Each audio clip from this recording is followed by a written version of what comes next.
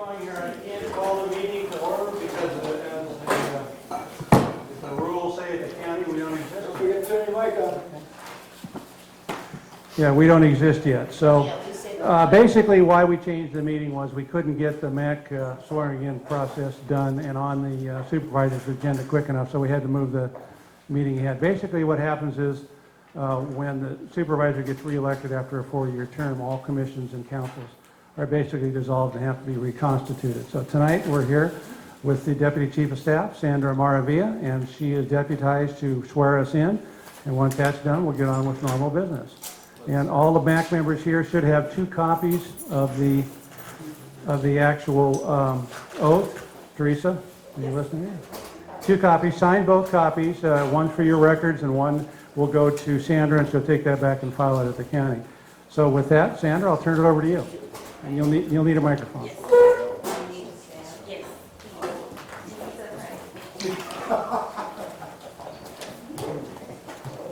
So you should all have your swearing in statements in front of you. So I need you to raise your right hand and repeat after me. I state your name.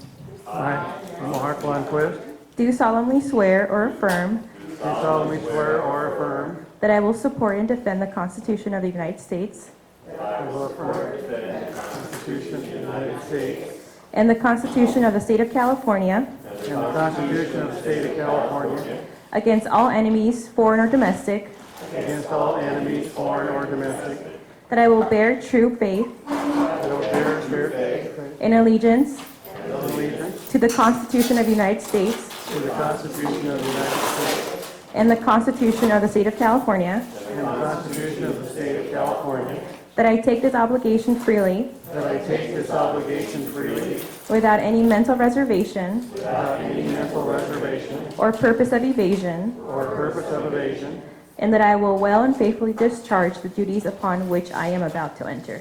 and that I will well and faithfully discharge the duties upon which I am about to enter. Congratulations. Thank you. So please sign both copies and return them to me. I have to sign both, and I'll return one back.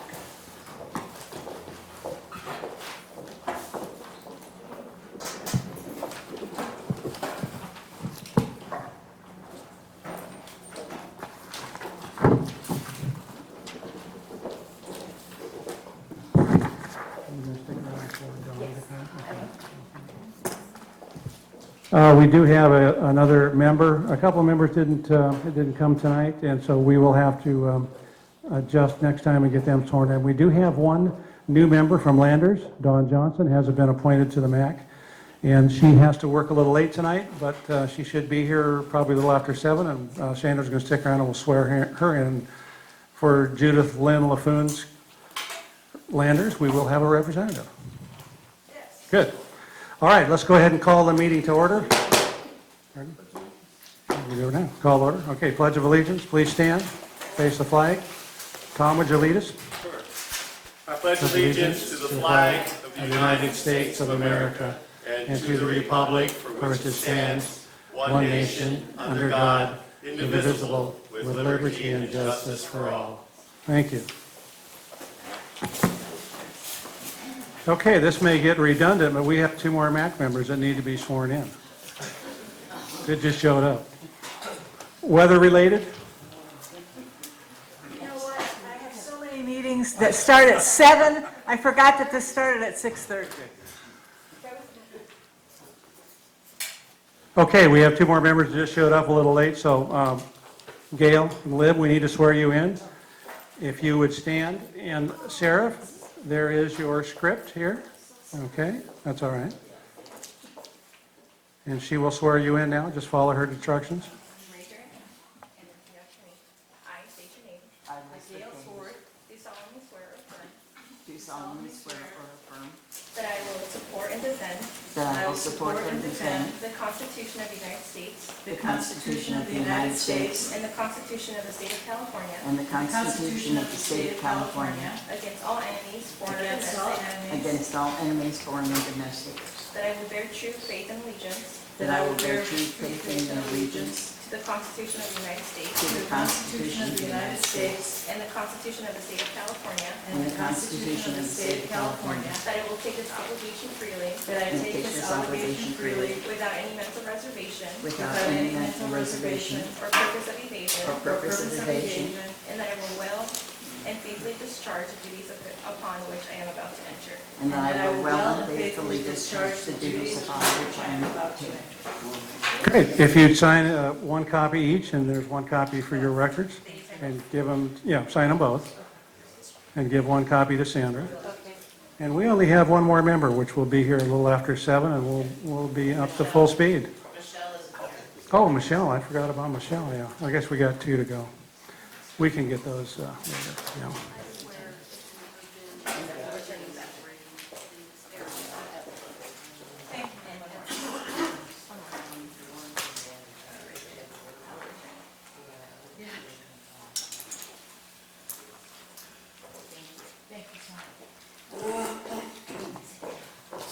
Okay, with that, Mary Helen, would you mind calling roll, please? Would love to. Pioneer Town, Michelle Myers, absent. Yucca Mesa, Tom Ziegert. Here. Landers, vacant. Joshua Tree, Mark Lundquist. Here. Flamingo Heights, Bill Koenig. Here. Desert Heights, Pat Flanagan. Here. Wonder Valley, Teresa Sykes. Here. Morongo Valley, Gail Swearitt. Here. Copper Mountain Mesa, Mary Helen Tuttle. Here. Thank you, Mary Ellen, here. Okay, adoption of agenda. You have an agenda? I move we adopt the agenda as presented. Do I hear a second? All those in favor? Aye. Thank you. Item F, approval of November 14th minutes. I move we approve the minutes of November 14th, 2016. Do I hear a second? Second. All those in favor? Aye. So moved. Okay, call for public comment. I've got a couple here.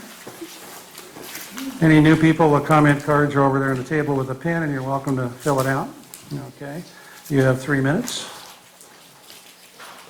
First one would be Ed Valorant.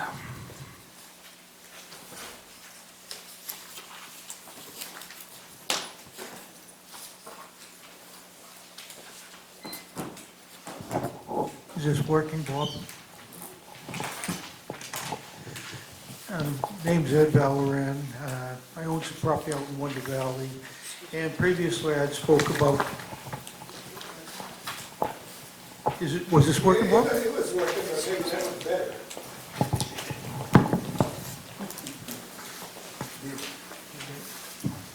My name's Ed Now, Valoran. you turn it on. It's on, it's got a green light. Talk louder. Hello? Yeah, it's like, usually, The other microphone was working fine. Okay. Start again. Name's Ed Valoran. I own some property in Wonder Valley, and I've spoken about the tanker incident before. I'd like to read, first of all, an article that was on the radio, Z1077. Wonder Valley home destroyed by fire Thursday night. A Wonder Valley home is a total loss following a fire Thursday night. Firefighters were called to the 3100 block of Shelton Road at 11:37, where they found the 2-story home 50% involved with flames when they arrived. Due to the lack of water in the area, the fire soon spread to 75%, and water tenders were requested. The 2,000 square foot house was safely evacuated and no injuries were reported. The cause is under investigation. Now, I've made comments at previous meetings about the fact that Wonder Valley used to have a water tender. It had a 2-speed rear end on it. It was 8-speed, and no one from the fire department knew how to drive such a vehicle, so they got rid of it. The water tender is now in 29 Palms that goes out to Wonder Valley, and 29 Palms has fire hydrants, but Wonder Valley has no water.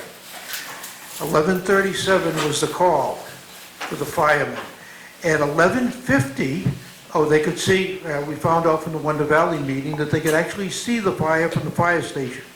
So they knew there was a fire, but yet they did not call for the water tender to 11:50.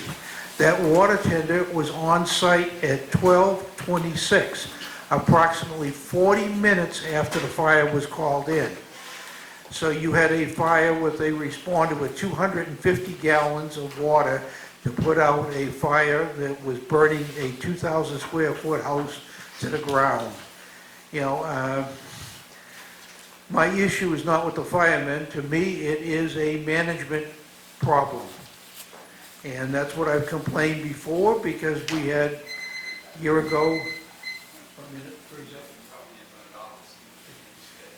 we had 2 houses that burnt down, and no fireman could drive the full-size fire truck a year ago. Thank you. Thank you. Okay, next speaker, Dan Stark.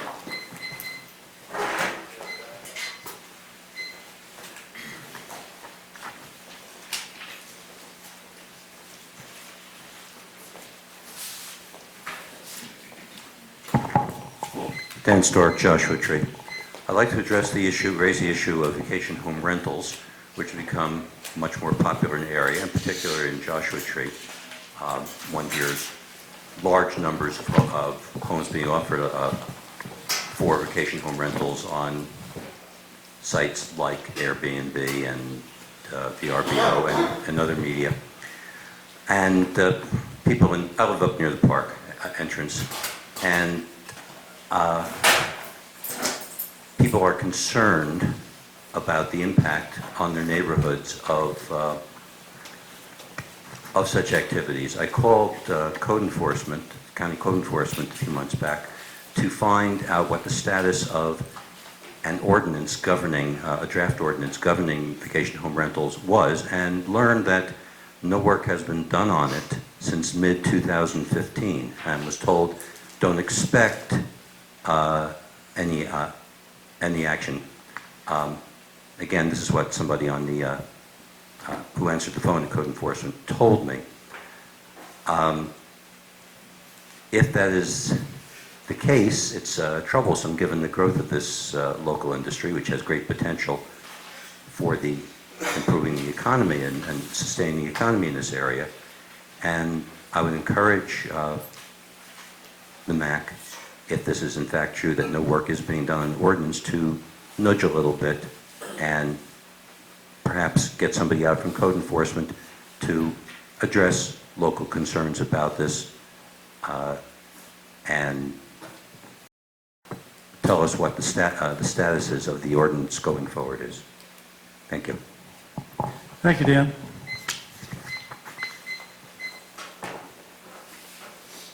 Eric Hamburg.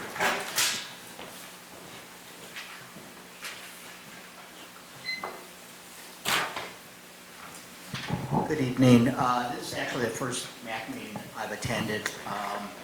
I'm a property owner in Wonder Valley. I've owned property for the past 16 years, but for the past year I've become a full-time resident. I'd like to first just also show my appreciation for Teresa Seitz, who is our local rep, and she does a very effective job for us. I just want to raise awareness of 2 issues, law enforcement issues out in Wonder Valley, and certainly in the whole basin. Off-road vehicles and illegal riding. I've been active with Community ORV Watch ever since its founding in about 2004. I actually run its website, and there is regular chronic activity. I think since we passed the ordinance a number of years it's improved, but we seem to be having an uptick in illegal activity. I'm reporting incidents so that the sheriff can get statistics on this, and I'm encouraging my neighbors who are also experiencing problems to do the same. But I'd like to see if we can just keep awareness of this issue and perhaps organize a meeting with both the sheriffs and code enforcement to discuss community's concerns and see how we can keep this situation under control. The second issue is illegal shooting of firearms. Again, I and members of the Wonder Valley community are experiencing a lot more semi-automatic fire out there. There's one particular area at north of Pinto Mountain and at Valley Vista, which I've repeatedly reported and have visited and documented much illegal semi-automatic fire and illegal targets. I've had an ongoing dialogue since September with Captain Joling and he assigned Sergeant Niles, and I think we've made at least a definitional progress towards knowing that the area that this is happening is not legal, but I do believe that there needs to be greater awareness and enforcement, and I don't know how that will take place, of the fact that certain types, most types of firearm shooting out in Wonder Valley is illegal. And in fact, I would possibly question and would like to have a dialogue as to why any firearms open shooting is allowed in that area. It's a mixed area, checkerboarded with BLM and residences. And just from the standpoint of on a nice Sunday morning, I don't want to hear the firearms, but I think it's also a public safety issue. So thanks for listening. Thank you, Eric. Okay, next speaker, Celeste Doyle.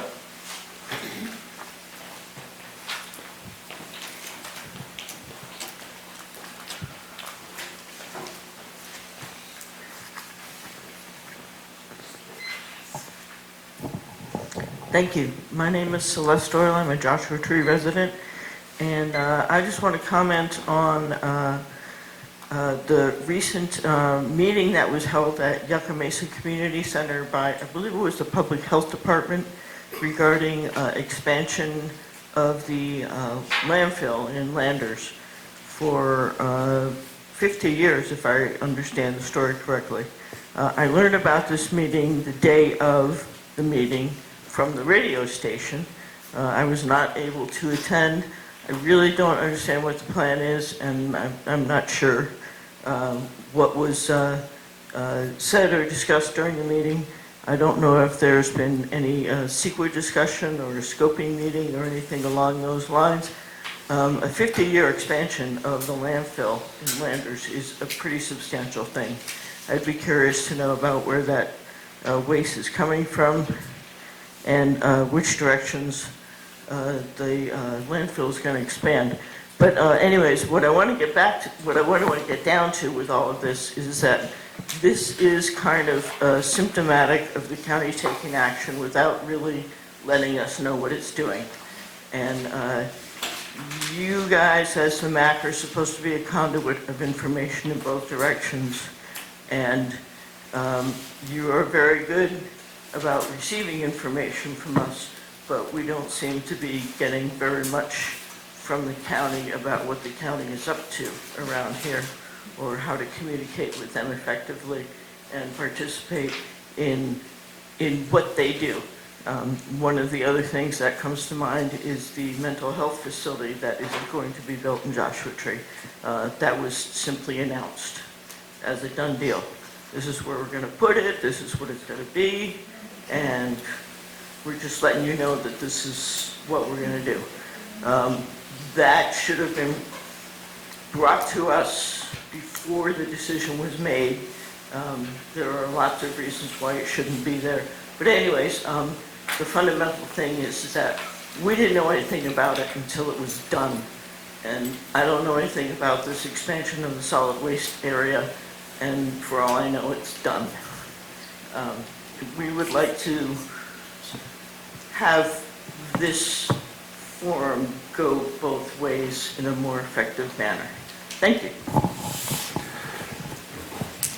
Thank you, Celeste. Almond Flack?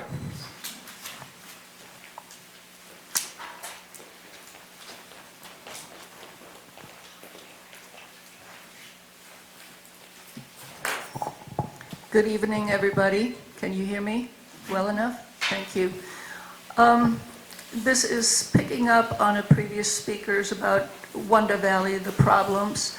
I had planned to talk about this too tonight. I'm shocked, really, that we have off-road vehicles just ruining everything there.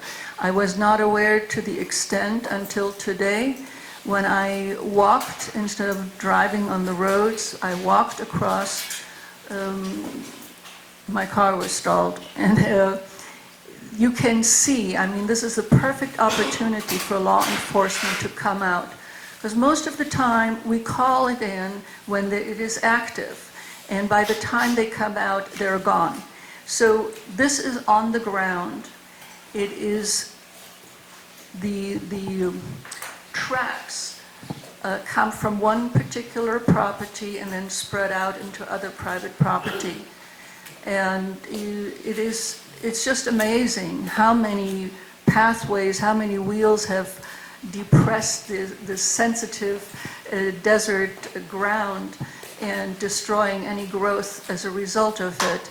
And with it, of course, comes a lot of dust, and we breathe it in, no matter where they are. But there is no riding allowed in Wonder Valley. They have to go to Johnson Valley, and that's the rule. So I hope that we can move forward with somebody coming out within the next day or two. And you'll see it after a week still, these tracks. And you can follow them to the origin. It is somebody who is not living there, but he bought it and built a house on it. And he also has, I don't know, maybe 10 other 5 acres to play around with. So this is a serious problem now.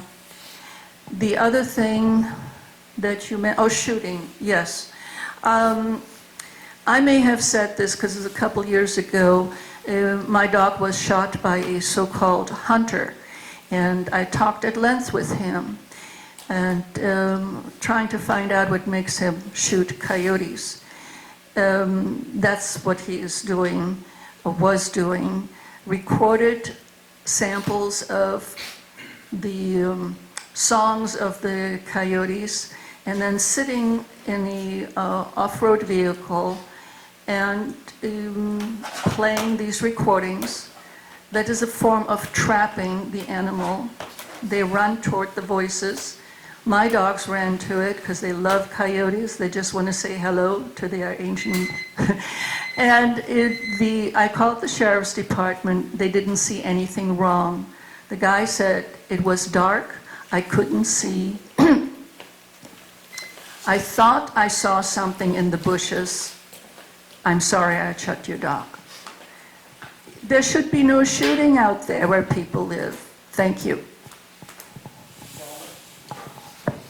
Okay, that concludes public comment.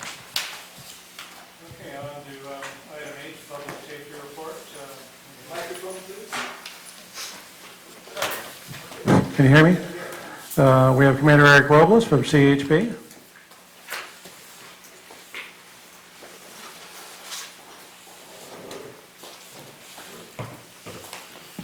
Thank you. You're stuck with me tonight. Simon is away from the office, so I'm back. Happy New Year to everybody, first of all.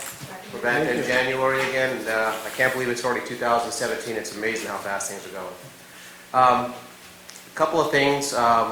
First of all, I want to thank the community for the efforts that we had for our Chips for Kids toy drive.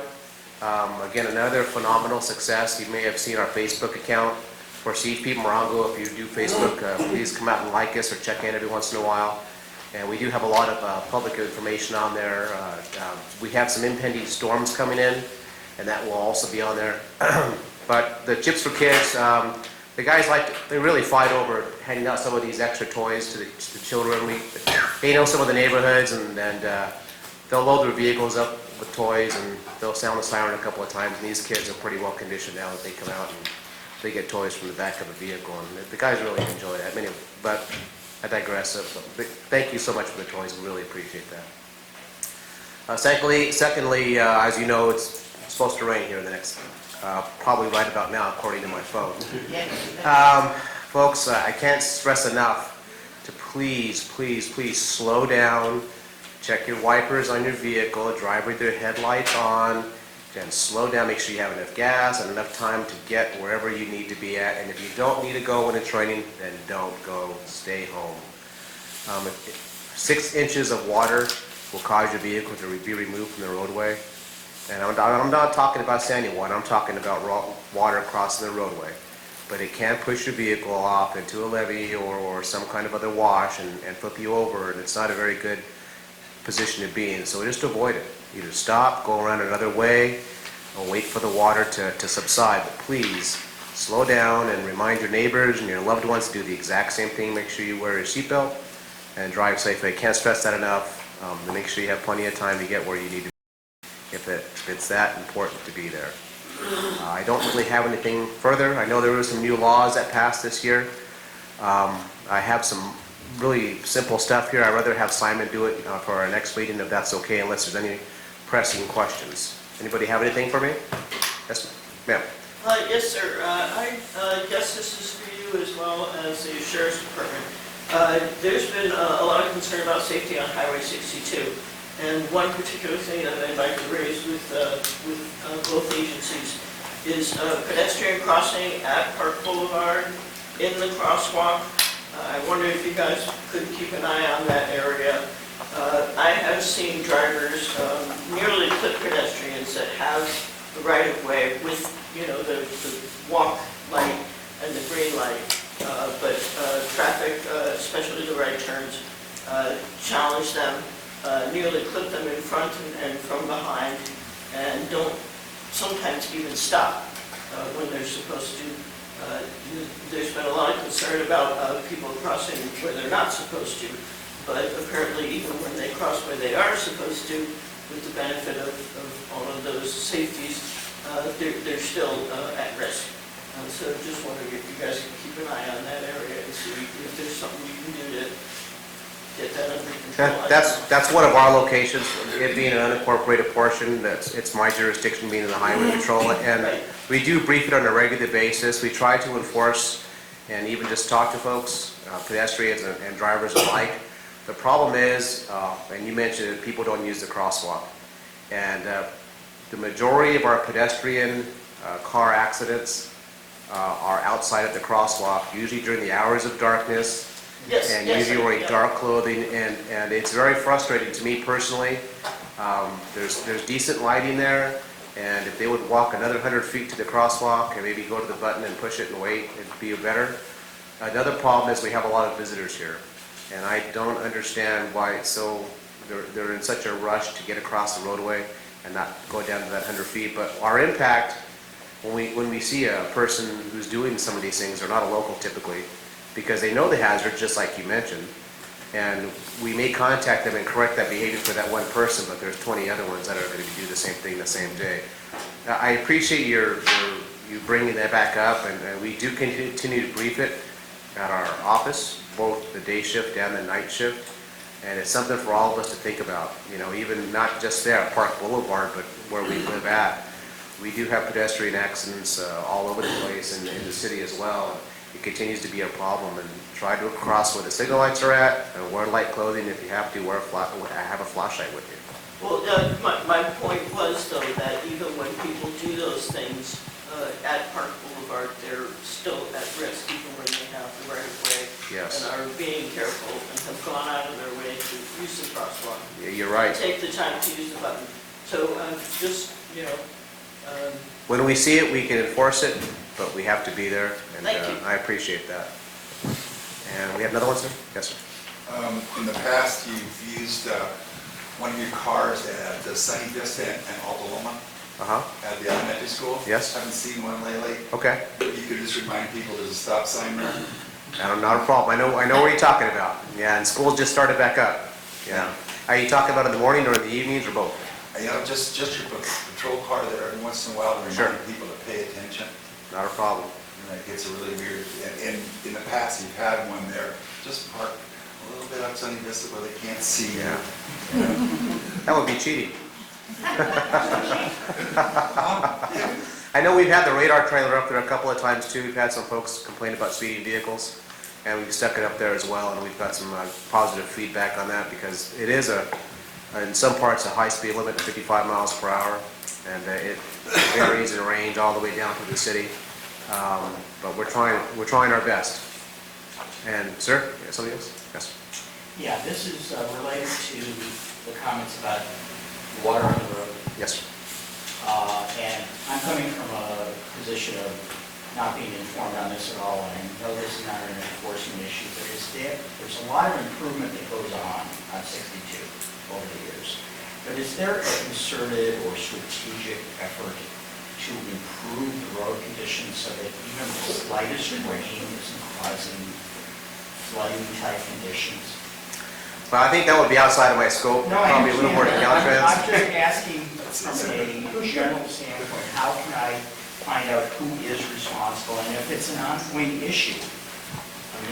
I think I can answer that question. We've been asked by Caltrans for a presentation time next week. They are starting a major project on Highway 62, which they're responsible for. I can't speak for the county roads, but they are doing improvements from, I think it's, Eric, from Yucca Valley all the way to 29 Palms. They're widening the road 8 feet on each side, and they're putting a continuous turn lane in, and they will be repaving the whole system at that point. So that should be quite an improvement. Yeah, but I guess my point is, while they're doing that, are they taking into consideration this kind of chronic condition and not just repairing potholes and stuff, but trying to mitigate?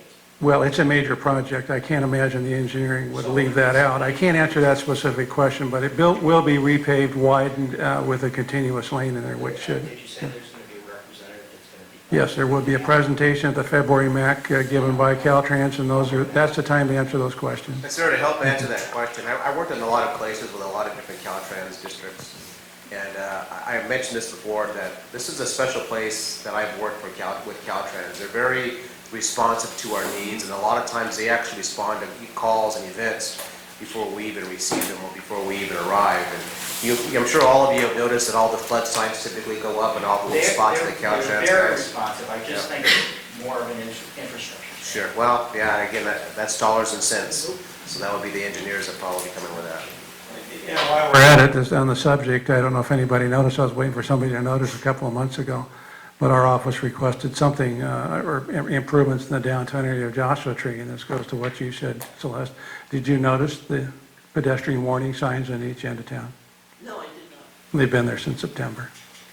Yeah, they're warning, and it depicts a pedestrian, and it said pedestrians next 2 miles on each end of the town. They installed those in September at our request, so. It's not a cure, but hopefully people coming into town that aren't familiar with the area are heeding those signs. Okay, thank you. Thank you. Yes, sir. On the west end of Yucca Valley, where there's a very low median, what is the proper behavior of a driver if you see an emergency vehicle with flashing lights coming from the other direction, given that there is a median?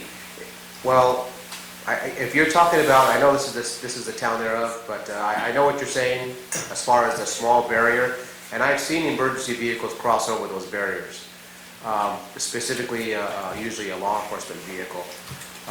My rule of thumb has always been that if there's a physical barrier in between, technically you do not need to yield, much like the freeway. But my suggestion would at least be to slow down in the event that fire truck or ambulance needs to cross over that median. I'm not going to say it's not going to happen. The chances are highly unlikely, I would imagine. But maybe a sheriff's car or a CHP car, something that's a little more maneuverable. Can't speak tonight. It just may happen that way. So my suggestion is, well, there's an angled berm. Yeah, I mean, I know they can go over the berm, but they wouldn't go over the parkway that has a curb on it. Typically not. You're correct, sir. That 8-inch curb, typically not. They're going to go up and around and go through those little spots that were designed for them to drive through. Thank you. You're welcome. Anybody else? Yes, sir. It's amazing how, for all those years, we didn't turn our lights on at night, for years and years, and then now we turn them on, and I'm telling you, it works. You cannot see a car coming at dusk, or if it's a gray or a dark, you can't even see the thing, but if it's got its lights on, you know it's coming. Lights are very beneficial even during the daylight. Absolutely.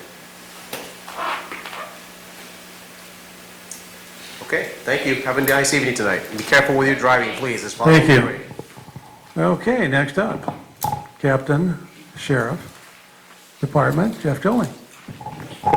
Good evening, everybody. Am I on, Bob? Yeah. All right, good deal. Again, Happy New Year. Like Eric said, we finished out the new year. Also, you can track us also on Facebook. We do Fugitive Friday, so we recap the end of the year if you ever pop in there. And all the fugitives we were looking for and all the ones we captured with the help of the local people in the communities. So we caught most of them. Some of them even turned themselves in once they saw themselves on Facebook. So that turned out really well. We're going to look at some year-end recap at our February meeting here. And so we'll show you how we did as far as the statistics here in the unincorporated areas of the Morongo Basin, and then compare it like we did last February. I'll do some printouts and have them here on the table. You guys can take a look on what the statistics look like in the different areas in like a 5-year span.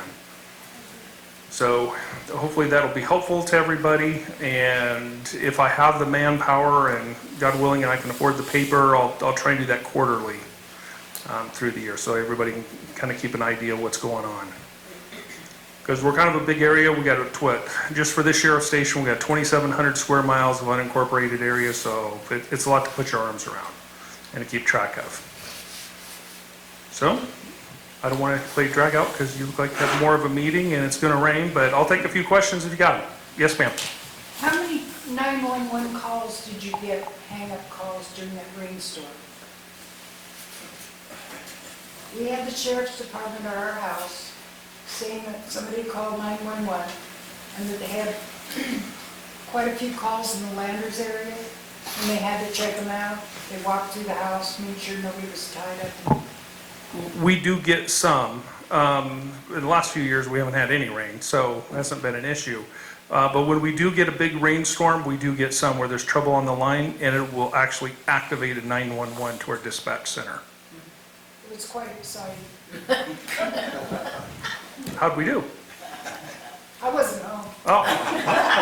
It scared the kids to death. No, they were all well. Your people were really nice. Yeah, we do get, with the winds and the rains, we do get the alarms that go off and so forth. And so we try to get to all of those as quick as we can. Well, I tried to tell them that you guys have to come in and look. We do, because people call 911 and there's violence in the home, and then one person's going, oh no, it's all good. Right. It's really not, so that's why we gotta look. Yeah. Anybody else? Yes. Yes, sir. I talked about the need to investigate those tracks all over. Now you're saying it's going to rain. But maybe if I call and say they're still there, the tracks, will you come out or send something? I really doubt that we are going to, that the sheriff's part of this, of any solution or application toward that issue is going to happen.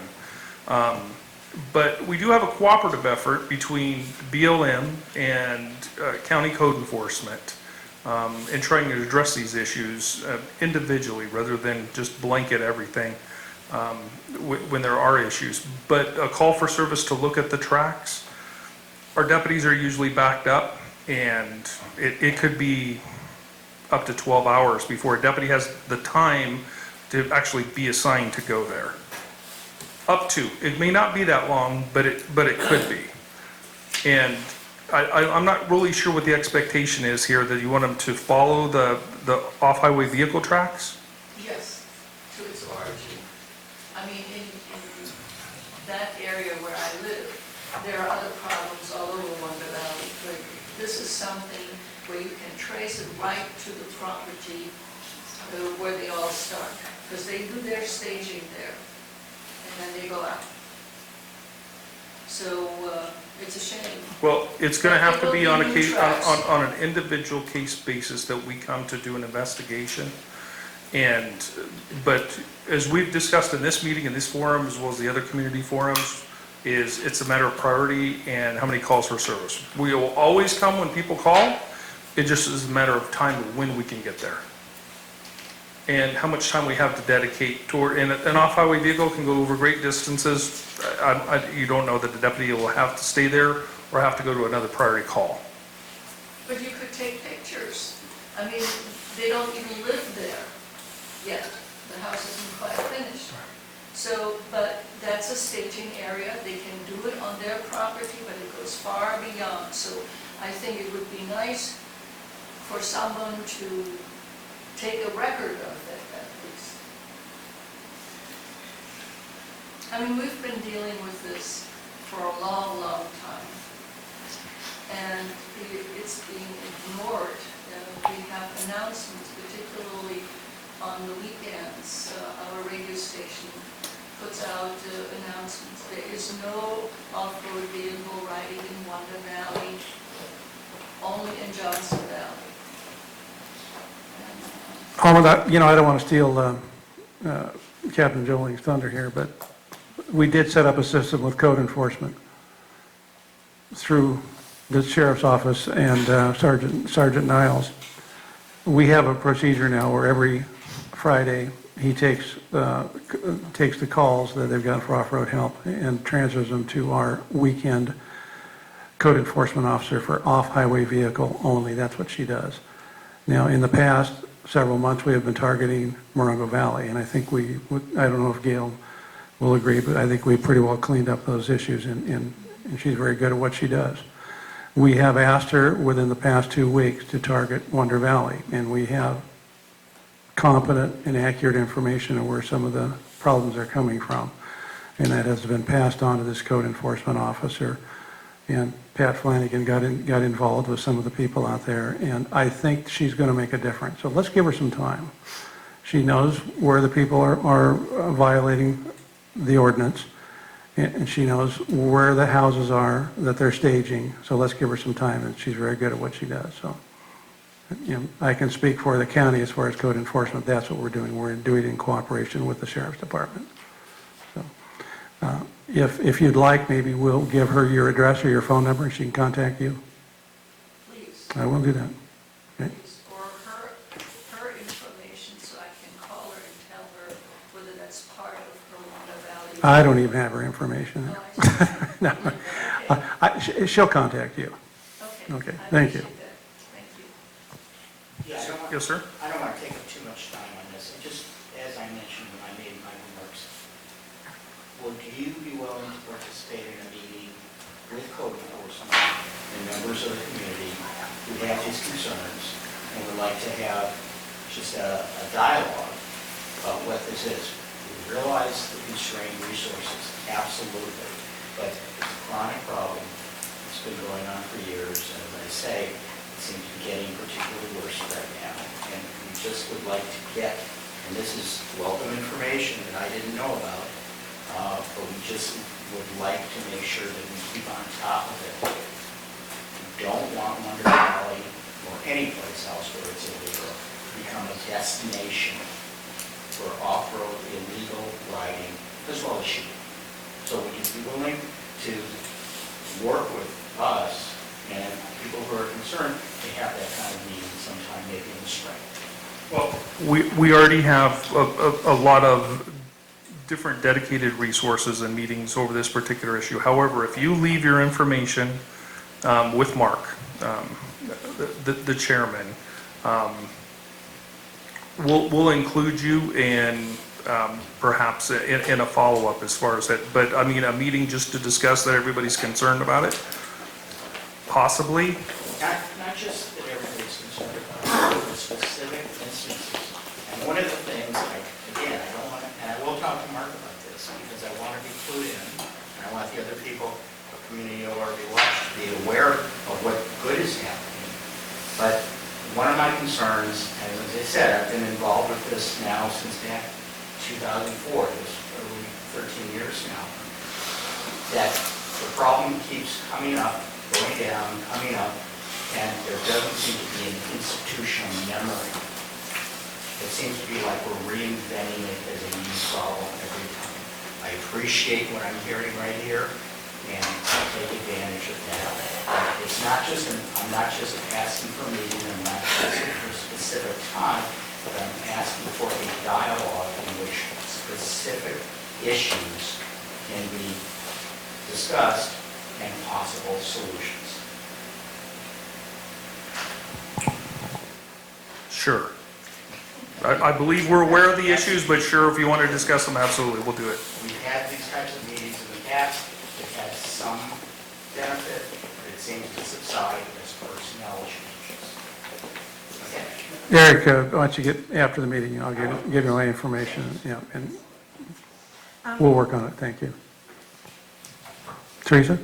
Yeah, we've covered ORVs, so I'll skip that part, but on Saturday and Sunday, 6 different residents called. They told me they called the Sheriff's Department to complain about illegal shooting, and it was centered around one particular cabin. 2 of the residents contacted me and told me there had been no response.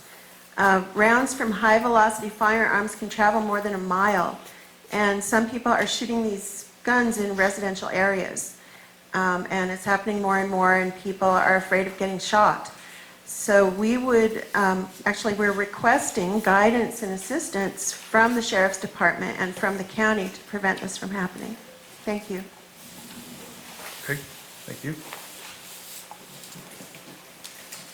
Any other questions? If not, thank you, Captain. Thanks, everybody. Appreciate it. Oh, is Dawn here? Yes. Hi, Dawn, how are you doing? Okay, we're going to, you're up. We're going to do one more swearing in. On your desk, you should have 2 copies of the swearing in process. Do you have that? 2 copies? Did they put them on your desk there?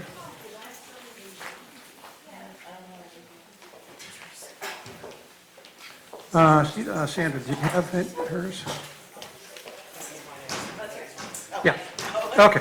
You got 2 copies. You'll sign one, give it back to Sandra, and sign the other, and that'll be your copy. And there's the dialogue, and Sandra's going to swear you in, and you'll be a legal council member. Shall I sign first? No.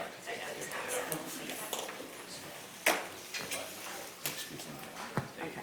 So just raise your hand and repeat after me. Okay. I state your name. I, Dawn Johnson, Do solemnly swear do solemnly swear or affirm that I will support and defend that I will support and defend the Constitution of the United States the Constitution of the United States and the Constitution of the State of California and the Constitution of the State of California against all enemies, against all enemies, foreign or domestic, foreign or domestic, that I will bear true faith and allegiance that I will bear true faith and allegiance to the Constitution of the United States to the Constitution of the United States and the Constitution of the State of California, and the Constitution of the State of California, that I take this obligation freely that I take this obligation freely without any mental reservation without any mental reservation or purpose of evasion, or purpose of evasion, and that I will well and faithfully discharge the duties upon which I am about to enter. and that I will well and faithfully discharge the duties upon which I am about to enter.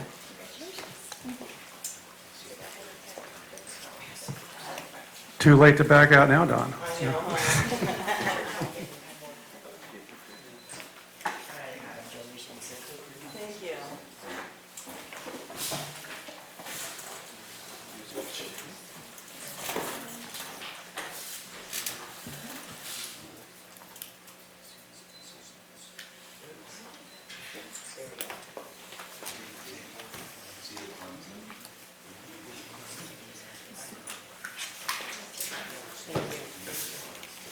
Sandra, do you have all the documents you need? These are spares here? Okay, so you have everything you need tonight? Yeah, I know, we'll talk about that. I don't know where we do that. Okay, great, thank you. Okay, we can move on to the presentation, our featured item for tonight. The High Desert Medical Center CEO Karen Follis and Beverly Fick, CNO, will present an update on accomplishments since its affiliation with Tenet and future plans for the hospital. Great, thank you. Oh, you're already standing up. Yeah, we're up. Yeah, we were ready. Right, thank you. So thank you all very much for inviting us to present. We love to talk about the hospital and the accomplishments that we've had in 2016 and what to look forward to in 2017. So I'll start off with saying that, just as a reminder, Tenet Healthcare signed a 30-year lease with the district to manage and operate the hospital, the medical center, in July of 2015.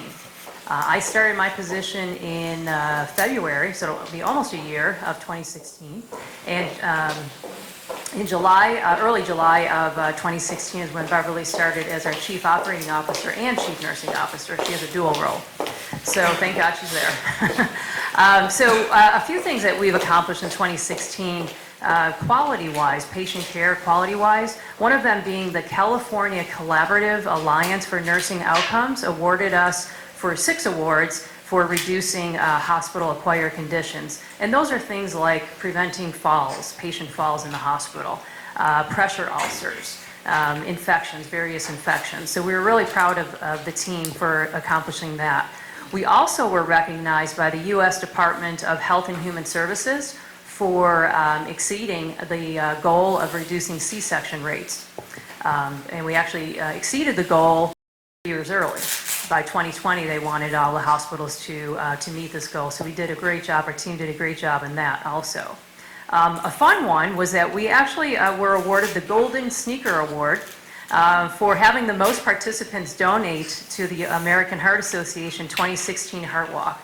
We're very involved in that. Tenet is very involved in that, and every hospital within Tenet joins in on that effort, and we were the winner for the most participants donating. We also started a new hospitalist program, and if you're not familiar with a hospitalist program, it's when a internal medicine physician is on site in the hospital for 12 hours during the day. So the nurses have access, the therapists have access to a doctor that's in the hospital rounding on patients throughout the day. They will see patients that come in through the emergency department who need to be admitted, who don't have a physician. And so they're assigned to the hospitalist, and the hospitalist then follows them throughout their stay. And then the other 12 hours of the day, they're on call. So they get the phone calls and can answer those calls. So it's a great benefit to the community and to the hospital and the nursing staff. So we started that last year. And we also brought on a new cardiologist, Dr. Zadi. He's actually has a clinic at the FCPP clinic on 62, Route 62, and then he also sees patients within the hospital. So we're excited to be working with him, and Beverly will now talk about some more of the little more detailed accomplishments. Well, I don't have anything as exciting as the golden sneaker. But I wanted to thank you also for inviting us, and it's really interesting listening to the discussion. I think we try to do the same thing at the hospital to provide a venue for our employees to be able to speak with us about what their concerns are, what their needs are, and to hear about what the community needs are as well. So thank you so much again for inviting us. One of the things that we've been really focusing on is offering services to the community that haven't existed in the past or have been burdensome or time-wasting for everyone in the community who's utilizing our services. So one of the things that we have really been working on is providing outpatient services. We can get labs and x-rays done much more quickly than you have in the past. So we separated where people enter into the emergency room entrance and move them to the main lobby during the daytime hours so people can come in, get registered very quickly, make appointments in advance, and be in and out of the hospital getting what they need done in a much more expedient fashion than we have in the past. The other thing we started doing is we changed the front-end process of the emergency department so that if you come in and you're not urgently ill, but you don't feel well and you need to see a provider quickly, you can come in and out of the emergency department in a much quicker time than you used to in the past. So those are 2 service areas that we've really been focusing on to make sure that you get the services that you want and we can provide them in a much quicker manner than we have in the past. Those are 2 of the main projects that we have started. Another really big project is our joint program. We started a joint camp, and what that means is if anybody feels they need a new knee or a new hip, we can provide those. And we can provide a camp in advance of the surgery so that you know exactly what to expect. You know exactly what kind of care we can provide, what services we provide. It's actually a 2-hour camp. You can get everything done in advance, be pre-registered, get all your lab work done, talk with all the different providers, including your physical therapist. We have actually a behavioral person who can help with anxieties about the surgical procedure. You'll learn what you need when you go home and have the services available to you. So when you're going home, you're safe and you can rehabilitate in a very quick period of time. So that's a program that has been very successful. Those people that have come to our joint camp have been very pleased. And we have some excellent staff that are very excited about that program. Okay. Great, and thank you. And in 2017, this year, we have a lot of capital purchases that we're going to be doing. Heating, ventilation, and air conditioning, really important to upgrade in our OR area, so we're working on that with Oshpod. We also are looking at purchasing a new specialized x-ray machine, a new blood analyzer, a new, it's called an ultrasonic cleaner for the surgery area to clean the instruments. We certainly have something in there right now, but this is even a more advanced version of that. We just received new IV pumps. I know it doesn't sound very exciting, but for the nursing staff, it's very exciting. New IV pumps that are very safety focused to make sure that every patient gets the right dosage at the right time, those types of things. So we just received those yesterday, actually. I started using them. We're going to be putting new flooring in some of our departments throughout the hospital and up at the CCC, the Continuing Care Center. We are also looking at new roofing, and we're crossing our fingers about this weekend with the rain. But we certainly are, that is on track too. Security. If you've been to the hospital within this past year, you probably have noticed a change where we are now asking for everyone to check in, whether you're coming in through the emergency department or the main entrance, and receive a visitor badge. That was something that the staff actually asked for because they didn't know who was walking around the hospital, who's going, we want to make sure that everyone is safe, the patients, the employees, and so that's something that we put in place. And this year, we're also going to be putting in place some badge readers. So in other words, some of our doors are going to be locked unless you have a special badge to get through them. So that's another safety feature that we're putting in place. One of the things that we're doing too to make sure that we have a very good first impression of new employees and new providers or physicians that come on board is that we're streamlining that whole process to make sure that everyone feels good when they come in, that because they see the efficiency that we have in making sure that they go through that process and get what they need right away when they start their job with us. Just yesterday and today, if you come to the hospital, you're going to see new banners on the outside of the hospital and on the lampposts throughout the parking lot. And those banners will have our new values on those. You'll see each of our new 4 values will be on each of those lamppost flags. And that's something that the staff actually came up with, these new values that they plan on making sure that they show to every individual that comes into the hospital. So we also are starting a new, it's called a PEP team, P-E-P. Commitment, compassion, continuous improvement, and communication. Yeah, the 4 C's we call them. Yeah. And we're starting a new PEP team, and this PEP team is a team of employees who are going to be working on activities to ensure that our patients, our employees, and our physicians or providers, PEP, are happy when they leave, very simply. And they want to come back if they need to come back. So activities and any ideas that they have will be implemented by this team to make sure that we exceed actually the expectations of the patients, the employees, and the physicians. So we're excited about that. We're going to have a lot of fun with that team. So you'll be seeing some changes in the hospital because of that. And we're also looking to recruit another full-time surgeon, Dr. Guzman. I don't know if you know Dr. Guzman. He's been with the community for a very long time. He finally officially retired. We were sad to see him retire, but we're in the process of recruiting a new full-time surgeon. And a GI doc. We know that that's to do colonoscopies and endoscopies and those types of procedures. So we're looking to recruit a new GI doc and a urologist That's among many other specialists that we need up here. Our goal is to provide as many services in this area so you don't have to leave the area to receive the health care that you deserve. Certainly, we're not going to be the trauma center that has many, many, many services, but we are going to do our best to provide the services that are, the basic services that are needed for our community. So that is pretty much our 2016-2017 wrap-up. So if anyone has any questions, we'd be happy to answer any of those.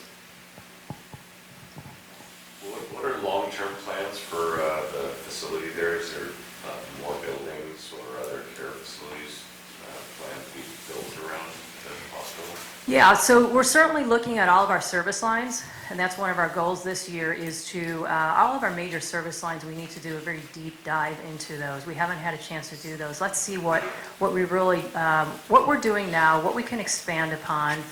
In terms of building, we are looking at possibly wound care, hyperbaric oxygen center, but that's it for building right now. We think that we have the ability to actually expand services with what we currently have in place in terms of space. Okay, because the county had a new, they were changing zoning and they sent a new map and they were on the hospital. There was quite a few zoning changes for multifamily housing and other light industrial. And I was wondering if that's any part of the plan of the tenant. Yeah, no, not at this point. Okay, and then I live in the neighborhood up there too. Is the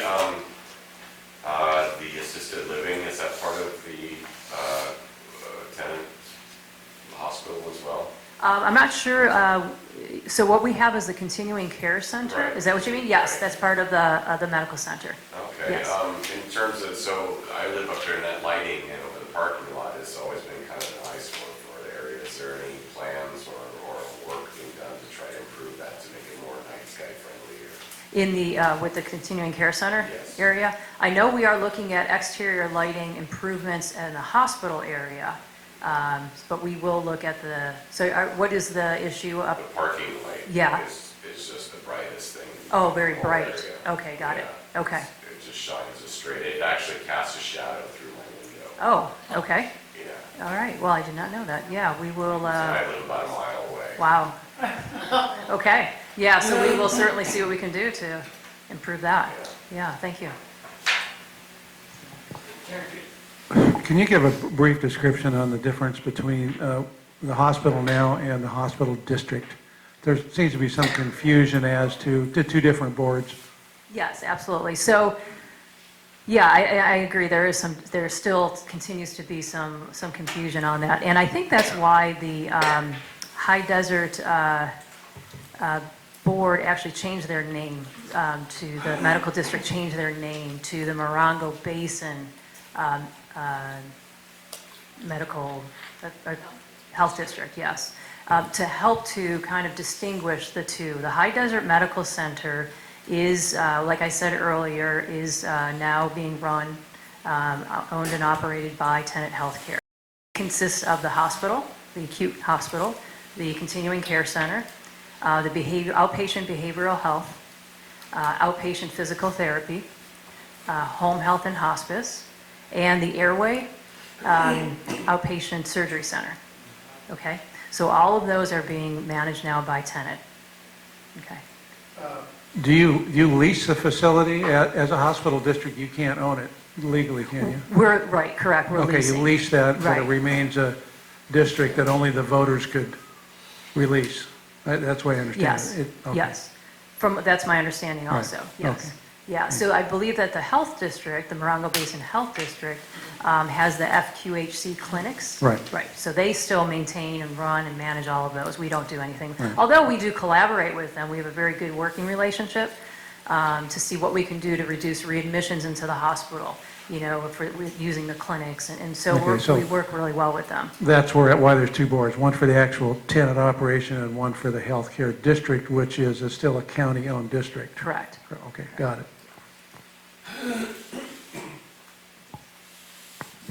I was wondering, there's a lot of people out in the more far-flung hinterlands in the rural areas, and a lot of them don't get into the hospital area. They don't get a lot of health care. And I'm wondering if you've ever considered having like a comorbidity check that might go to some of the different areas, like every quarter or even every half year? Yeah, no, that's a good idea. I think that would probably be more in the realm for the Morongo Basin Healthcare District. I think that that's probably more their mission is to look at those outlying areas and make sure that certainly we can work with them on that, but I will definitely, we speak with Jackie on a regular basis, so we can certainly bring that up to her. Yeah, because it is very spread out. We do appreciate that too. Yeah. Thank you. Any more questions? Great. Thank you, Karen and Beverly. Very informative. Yeah, now we've got a better view of what we have, and yeah, it's a great view. We love our hospital. Thank you. Okay, on to item J, and I'm going to turn the mic over to Mary Helen. She's going to explain exactly what this is. I'm sure you're curious. She's been in the beginning, or from the bottom up on this, and knows all the details. I do. So out in the Copper Mountain Mesa area, we have dirt roads. I don't know how many miles worth, I'm sorry about that. But back in, up till 1986, we used to take care of the roads ourselves, and everybody would, throw whatever money they had in their pocket to the guy who was running the grader, and that's how we kept our roads going. Well, finally, we decided that, in the area, we decided that we couldn't keep it up in that fashion. So what we did was we went to the county, and the county started we went to San Bernardino County Special Districts, and they gave us a County Service Area R19 moniker. That's our name out there, and they take care of our roads. So since 1986, property owners have been paying $20 a year to have the roads done. Well, guess what? $20 doesn't buy in 2017 what it bought in 1986. So therefore, our roads are really in poor condition, and every time we call and ask for a grader to come do something or to get some action from the county, they tell us that we're broke, we have no money. Well, of course we have no money. So we want to get more money, and the way we get more money is, first of all, in the fall, we had a mail-in ballot to see if the property owners were willing to spend more money, and 51% said, was it 51? 54% said, yeah, we'll spend a little more money for it. So then we said, okay, so now how do we get that money? And to get the money, we have a special election by the property owners who will say, yes, we do exactly want this. And in order to have this election, we have to get the approval of the Board of Supervisors to have this election. And this approval for the election is on the Board of Supervisors' agenda for next week. Thus, the Board of Supervisors, Supervisor Ramos, needs to know that we, the residents at Copper Mountain Mesa, CSR 19, do want this. So that's what this resolution is. It's as I on the MAC represent Copper Mountain Mesa, this is a way to ensure that we get the election. So, and then the election will be a mail out, it will be mailed to all of the property owners, then hopefully more property owners will respond and say, yes, this is what we want, and then we're only asking for another $20 a year. Or excuse me, $40 a year, so we want $60 a year, and that will help us get grading on a regular basis, plus have money in reserve for when we have the downpours in the summertime that really will rock out a road. So, with that said, this is Morongo Basin MAC 017. It's a resolution of the Board of the Morongo Basin Municipal Advisory Council recommending approval by the Board of Supervisors of a special election to increase road maintenance fees for CSA R19. Whereas the Morongo Basin Municipal Advisory Council is an advisory body of local citizens appointed by the San Bernardino County Board of Supervisors with the purpose of representing the community to the board, and, do I read the whole thing, Mark? Okay. Whereas the Morongo Basin MAC represents the Copper Mountain Mesa community, which includes properties east of Border, west of Shoshone, north of La Brisa and south of Giant Rock. And whereas the property owners of said area have been members of County Service Area R19 by law since 1986, when the County Service Area was established, with road maintenance performed by San Bernardino County Special Districts.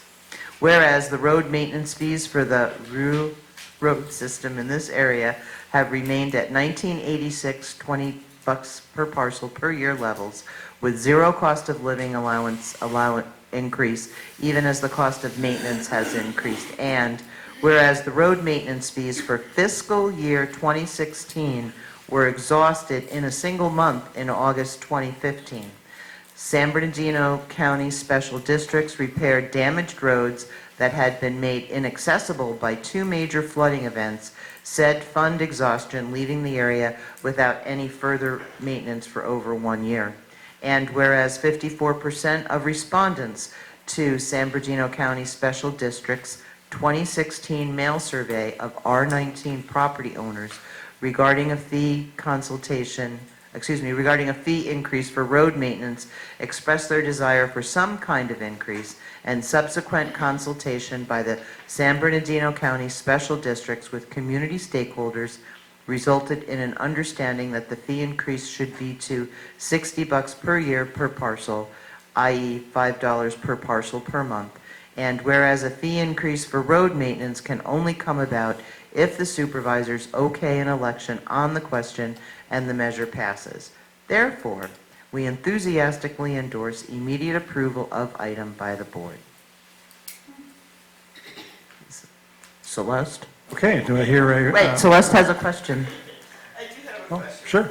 I'm wondering, I live in that district. Oh, you do? Yes, I do. And I'm wondering what the total is going to be per year with the $60 a month per parcel. Of course you're asking me that, and of course I can't answer that. I don't know how many parcels, so the question is, how many...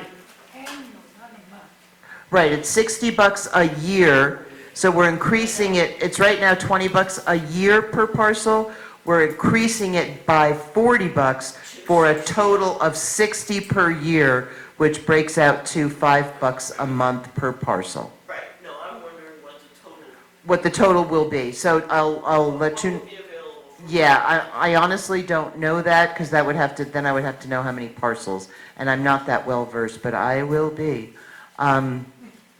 What the plan is we will also, so with this increase, and then I believe we will also ask for, I think it's a 1 or 2% increase every 5 years or something like that, for a cost of living kind of thing, for it to go up. So we're hoping to get this passed, get everybody okayed with putting a little more money on the taxes, getting the road straightened out, and then we're also going to, our plan is to start an oversight committee to, I guess it would be another road commission, to pay attention to make sure our roads are done, our money is spent wisely, and go from there. Yep. Just a little follow-up. Yeah. I support the resolution. I don't have any objection.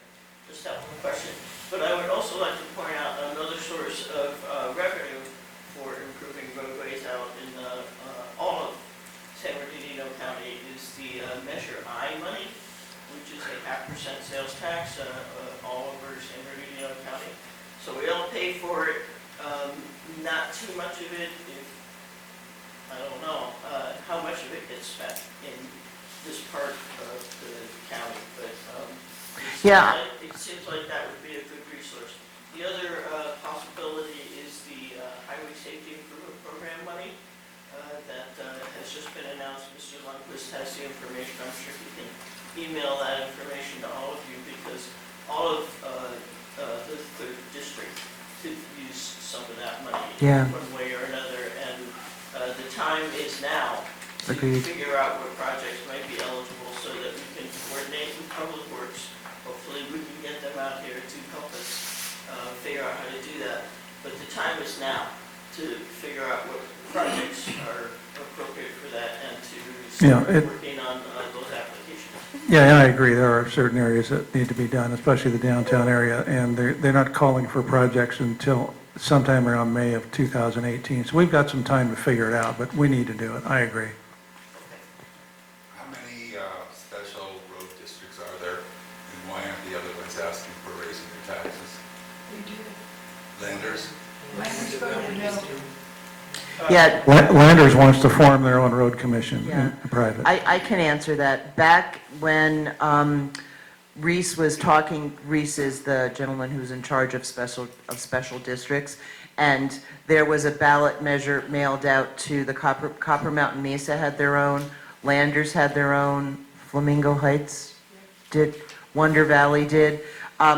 All of us up here who represent the unincorporated areas, all of our areas had the ballot measures, and they, are you, for Desert Heights?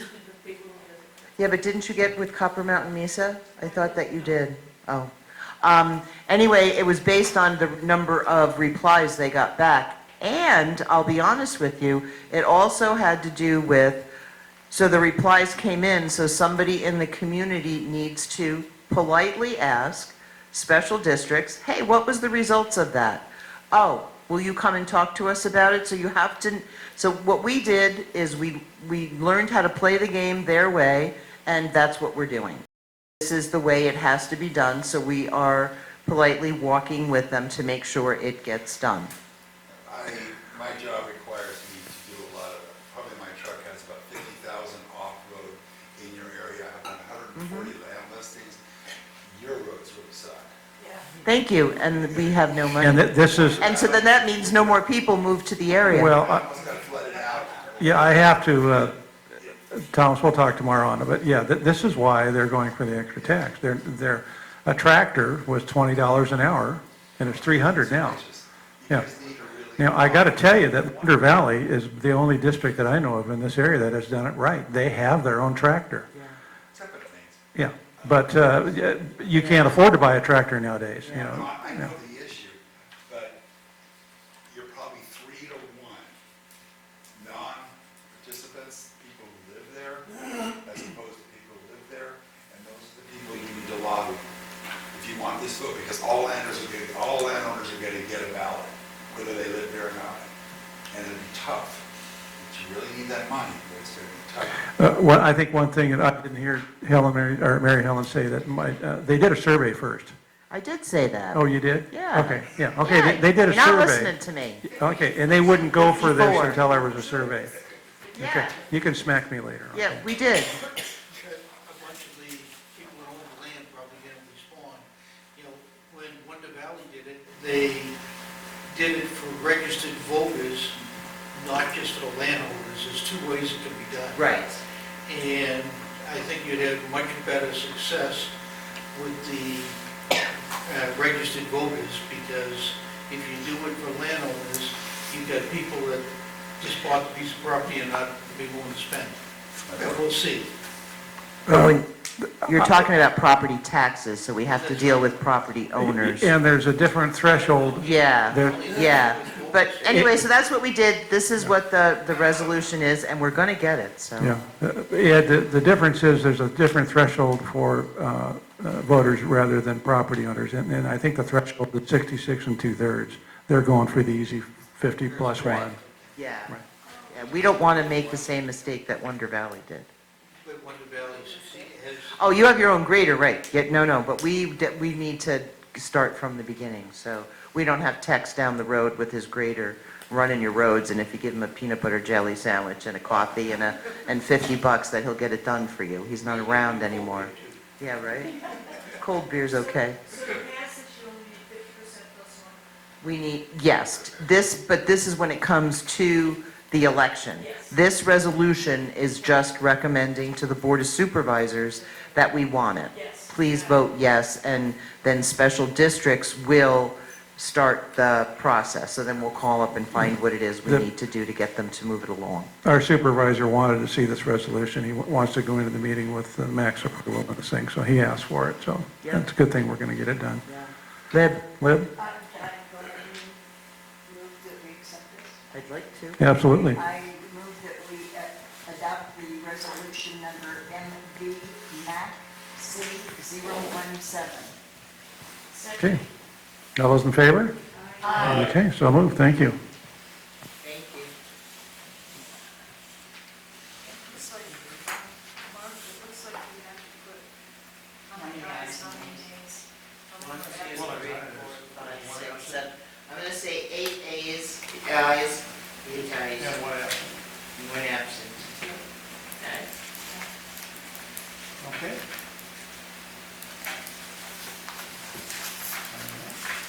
Okay. Okay, I guess that was the community reports. No, Reports? adopt the calendar? Oh, wait a minute. Yes, we need to adopt the calendar for 2017, which there's copies on the table over there.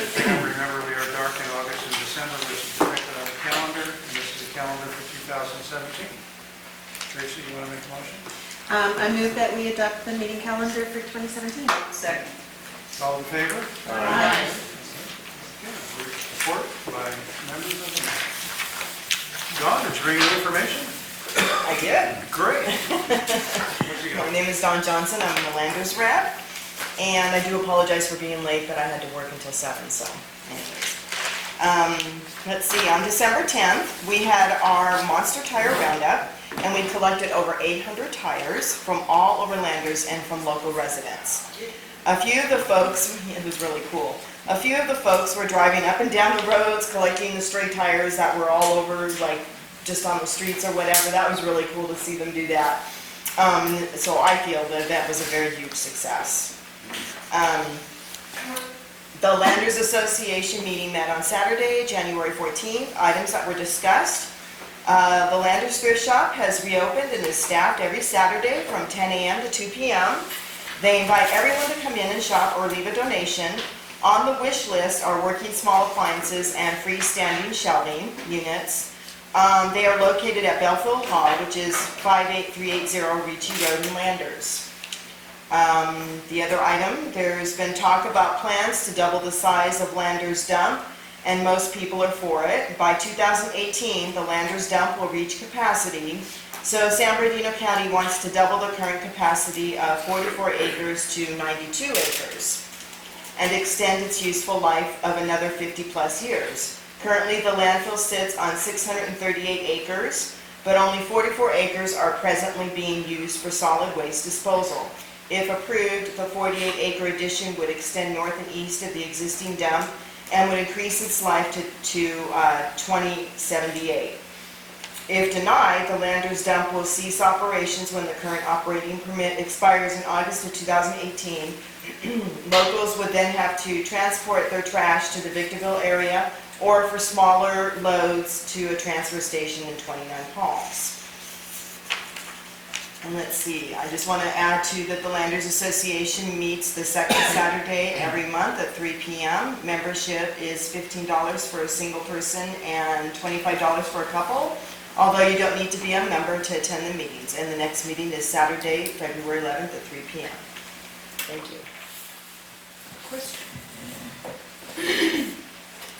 Don, this lady had a question about it, and I know everybody was kind of like, at the meeting about the dump thing, about not hearing about it. Until you guys reported it, or Mike reported at the meeting. But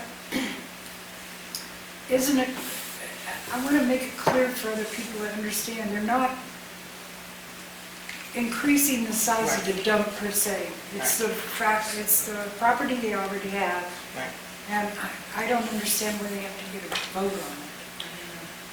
I think I'm not sure exactly, but you're absolutely correct. It is already property that's there, and it's within the perimeters of the, 600 and something, what did I say, 638 acres that are already there.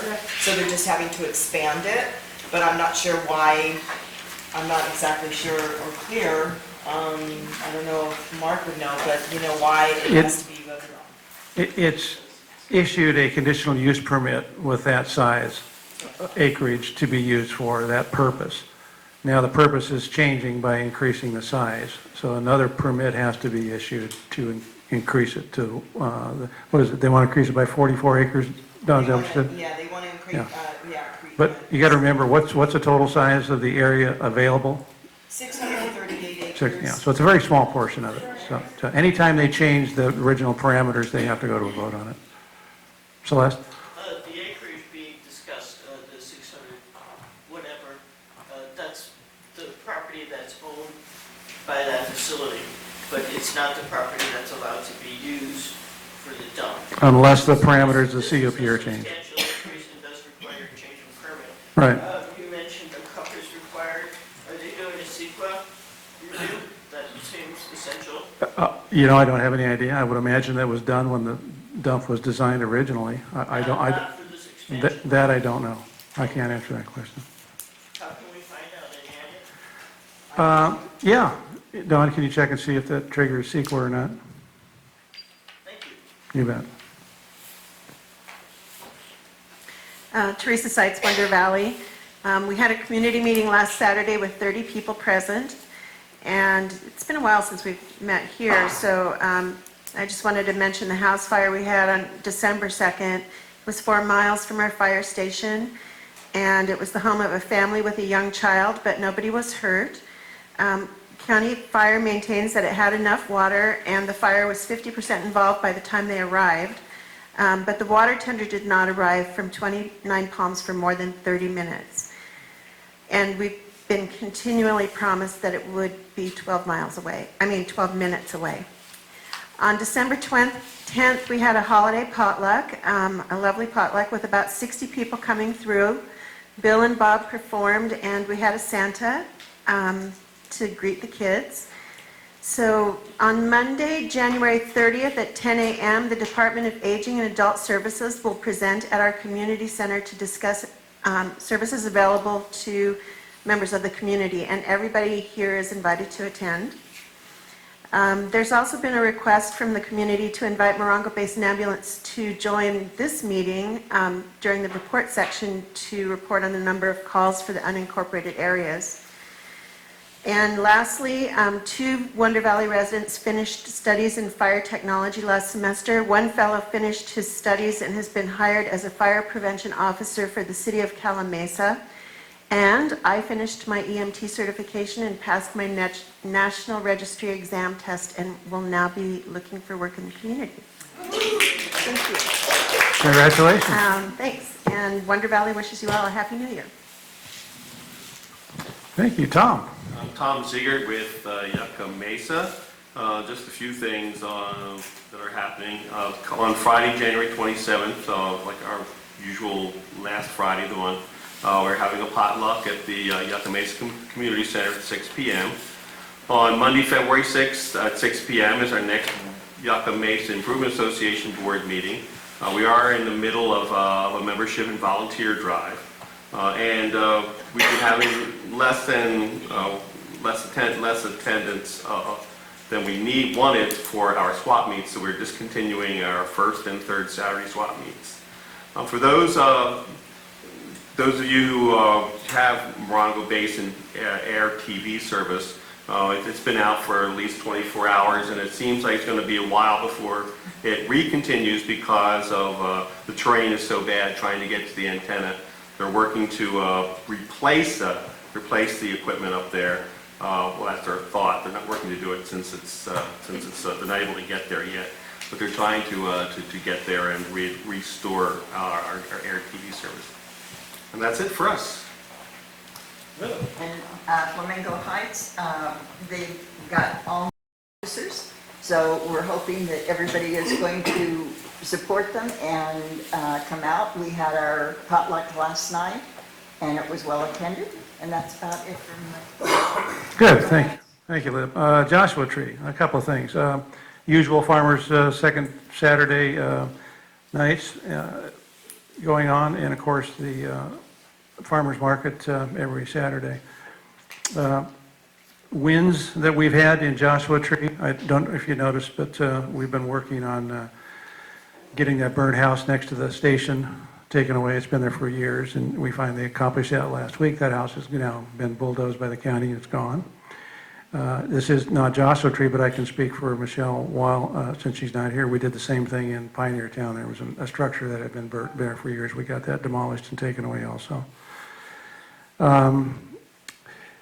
Something else that probably wasn't public knowledge, but we had a cadre of people from the community and from Joshua Tree asking for bike trails.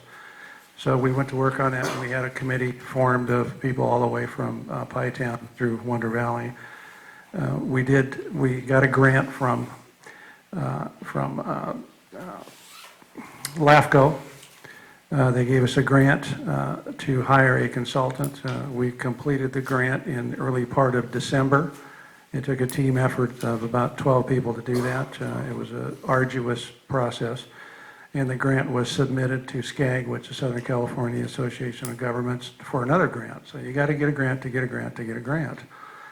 And this is an active transportation plan, which involves the whole basin, from 29 Palms through Pytown and through Joshua Tree.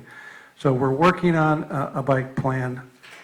We were in hopes that when Caltrans did this project they're currently going to do, that we could connect 29 Palms with Yucca Valley through Joshua Tree along the highway. That my job would be done if that was possible. Unfortunately, the engineering had already been done, but Caltrans did work with us during this grant proposal. It has been submitted. We're going for another $200,000 consultant grant through SCAG, as I mentioned, and we'll probably find out sometime in February. It's a very competitive grant, but we think that our application will stand among the top, and we hope that we can get that. So maybe at some portion we'll get active transportation plan. This plan allows us to design a formal plan throughout the communities, and that'll be an active transportation plan, and in the future it can be used to go for other grants and funding. So I thought that was pretty exciting. We may have bike trails sooner or later.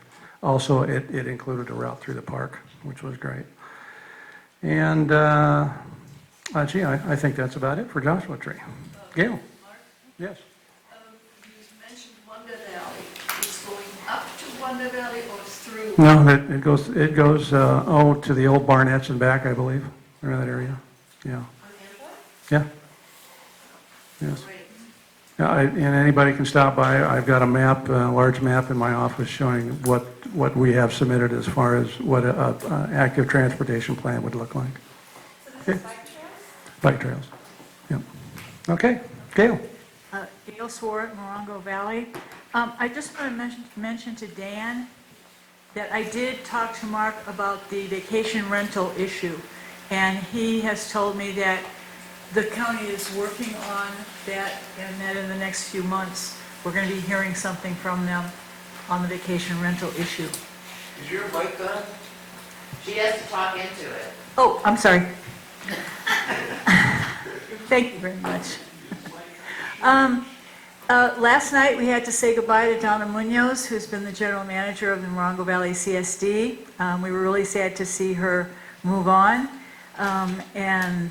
We also, last month, had to say goodbye to our fire chief, Jack Johnson. So we now have an interim general manager, Roxanne Brazil, who has been working in the office with Donna and is very qualified to take over that position. And so she'll be an interim general manager until the fiscal year is over, and then we'll see if she wants to continue and if we like what she's doing.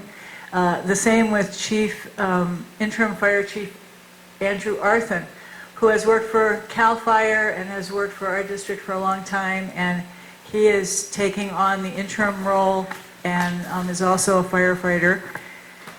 And so we'll see what happens with our staffing. That's the next thing that's coming up. We have a meeting next week because we have to address the staffing issue. We have cut and cut and cut and cut, and there's not very much more to cut. We're going to have to change our staffing. We actually have levels of staffing now that are less than we had in 2008, but we still don't have enough money to have the amount of employees on at every shift. So we're going to be dealing with that next week, and we'll see what we can come up with, because we do want to keep our fire department in the community and not turn it over to an outside agency if we possibly can. We just started our CERT training. We have a CERT training now in Morongo Valley. It's meeting every other Saturday.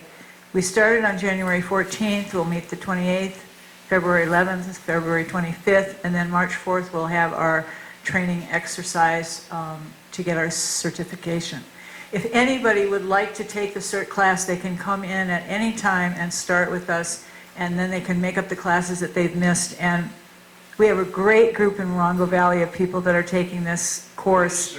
And CERTS is the Community Emergency Response Team. And we want to learn, there's a group of people in Morongo that want to learn these things, because if in an emergency we get cut off because of where our location is, we'd like to have people in the community that can help support our fire department, which will be our only professional people that we have in Morongo to help us out. So, and it's a lot of fun too. The class is really great.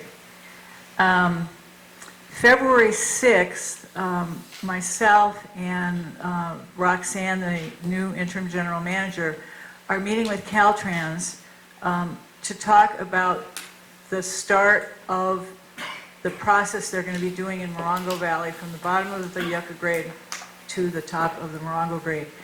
The delineators eventually will be gone, and they're going to have raised curbs like they have in Yucca Valley. And so, and they're going to tell us where all the turnouts are going to be and how they're going to go about doing this. So they said they were going to start in January. I guess this is the start. So eventually down the road in the next few months, traffic through Morongo Valley is going to be slowed because lanes are going to be closed. You know, it'll go down to one lane where they're fixing, doing the cement work. So that's just something to be aware of. If you have to drive to the low desert for your job, you'll have to leave a little earlier because it'll take longer to get through Morongo Valley. But we're looking forward to that. Since the delineators were in, we have not had one fatal head-on collision in Morongo Valley. So those things really do work. And the community's really glad to have them. We're still having trouble with dog kennels in Morongo. I don't know if people have looked at the paper lately, but a couple of weeks ago, a kennel was closed down for really not having so many animals, and some of them were not alive, and people are opening kennels and not really realizing the responsibilities that they are taking on. And I think that's something that the county still needs to look at. Yeah, they reacted on this one, the main call. Yes, they did. You just keep, that's the best advice I can give you, just keep calling them and they will react if there's an animal problem. Great.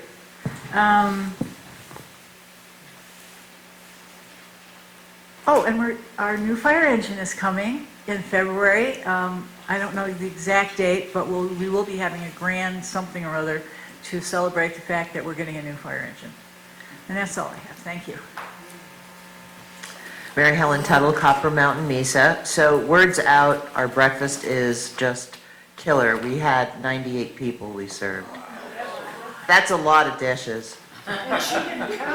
That was something else. That we didn't get out of there till close to 1 o'clock cleaning up, but it was really great because I think I took in a little over $600. So that was really great. We're really happy that people are coming out to our center and having breakfast. We had to set up a new table. We are going to have to move some things around to be able to keep everyone. I'm going to have to buy more product. I mean, we were out of eggs. You know, it was great. Bingo as well. Last month for bingo, it wasn't just 4 people. It was 18, and they were 18 newbies, so I really had to instruct them on the fine art of bingo. But it was really a lot of fun. It was great fun, and I was glad that everyone came out. So that's kind of exciting because, you know, the center attendance at all of our community centers, it goes up and it goes down, and there's an ebb and a flow. I don't know, right now it seems like we're going up into a little flow, and that's, for an old timer like me, I never thought I'd say it, but it's kind of exciting. And you have to have a license for that too. I have my damn license. I pay for it. Don't you worry about it. I'm legal every step of the way, Mark. Anyway, so that was really great, and thanks for everyone for coming. I saw some people. I saw this couple here, and I said, "Wow, I know you." Oh yeah, great. I'm very, very happy. And everybody's having potlucks. There's a potluck this Saturday. We have the first Saturday of the month breakfast. We have the first Tuesday of the month bingo. The last Saturday of the month potluck. So that's this Saturday, and everyone is invited. No, why are they having the potluck this Saturday? Never mind. Next Saturday is the potluck. Sorry about that.